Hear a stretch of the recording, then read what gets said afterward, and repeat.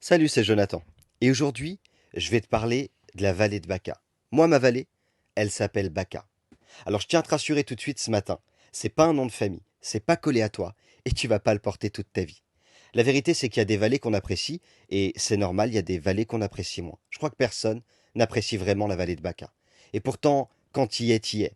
C'est pas la destination que tu aurais choisie, mais en tout cas, c'est par là que tu es en train de passer. La Bible dit dans le psaume chapitre 84, versets 6 et 7, bienheureux les hommes dont tu es la force.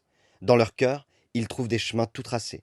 Car lorsqu'ils traversent la vallée des larmes, la vallée de Baca, ils en font un oasis et la pluie d'automne vient les recouvrir de bénédictions. Toi et moi, on est passé par des moments où il semblerait qu'on est dans une vallée toute verte, et là, tout va bien. Et puis d'un seul coup, tu sais pas pourquoi il y a un nuage tout gris qui vient au-dessus de ta tête.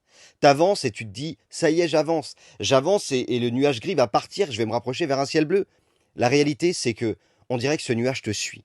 Il est toujours au-dessus de ta tête. Il pleut tout le temps, et du coup, t'es vraiment, vraiment en train de traverser la vallée de Baca.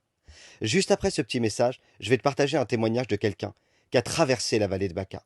Et il s'en est sorti avec l'aide de Dieu. Oh, peut-être que aujourd'hui, t'es loin de Dieu. Peut-être que tu ne sais plus comment revenir à la maison du Père.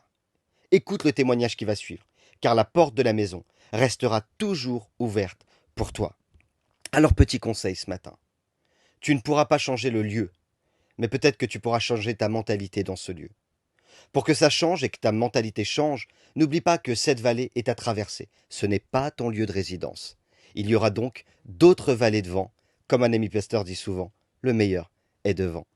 Et si peut-être ta vallée, la vallée de Baca, c'est parce que tu t'es éloigné de Dieu. Peut-être que tu es rétrograde. C'est pas un mot terrible, mais en réalité, tu t'es éloigné de Dieu, éloigné de la présence de Dieu, et t'arrives plus à revenir. C'est tellement dur. Peut-être que c'est ça ta vallée de Baca à toi. J'aimerais simplement t'encourager et te dire que si toi tu es loin, Dieu, lui, est toujours proche. Reviens, reviens, reviens. Et enfin, j'aimerais te dire que par expérience, derrière chaque vallée de Baca, il y a un oasis de bénédiction. Alors, ne t'apitoie pas sur ton sort. Dis-toi que c'est juste une expérience de plus. Et que, demain, les choses vont changer. Si tu le veux. N'oublie pas, Dieu a mis son potentiel en toi.